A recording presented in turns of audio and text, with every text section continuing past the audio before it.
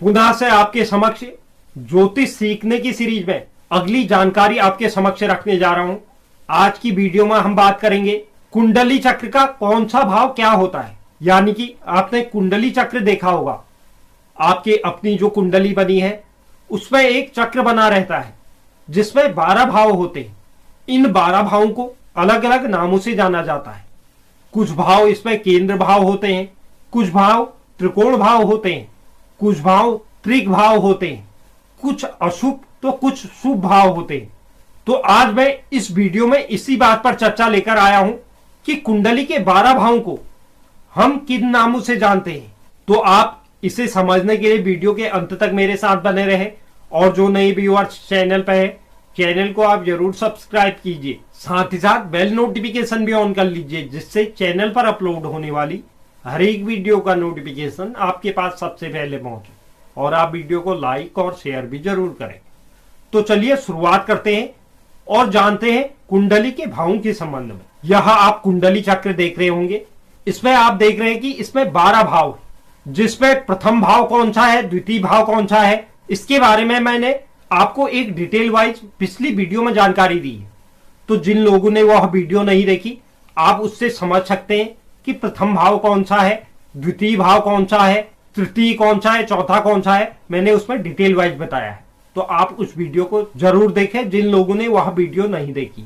तो आज हम बताने जा रहे हैं कि कुंडली के किन भावों को क्या कहा जाता है। सर्वप्रथम हम बात करते हैं कुंडली के केंद्र भाव कौन से होते हैं।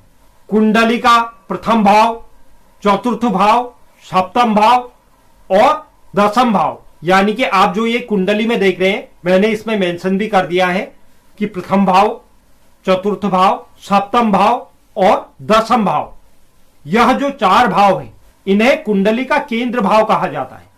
तो यह पता होना आपको आवश्यक है कि कुंडली में कौन से केंद्र भाव होते हैं। तो कुंडली के यही 4 केंद्र भाव माने जाते हैं।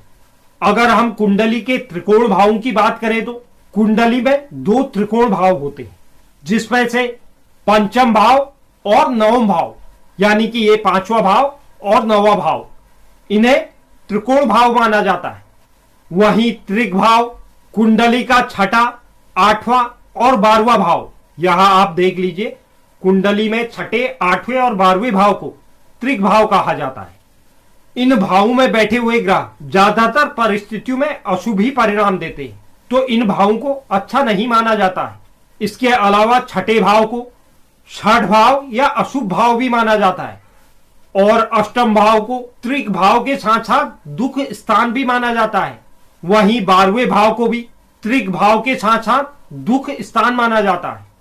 वहीं कुंडली का तीसरा भाव और 11वें भाव को भी अशुभ भाव माना गया है। साथ ही तीसरे भाव को त्रिभाव के नाम से भी जानते हैं। वहीं कुंडली का दूसरा भाव और कुंडली का 7वां भाव मारक भाव भी होता है। अब इसे मारक भाव क्यों कहा जाता है, यह एक बहुत बड़ा विषय है।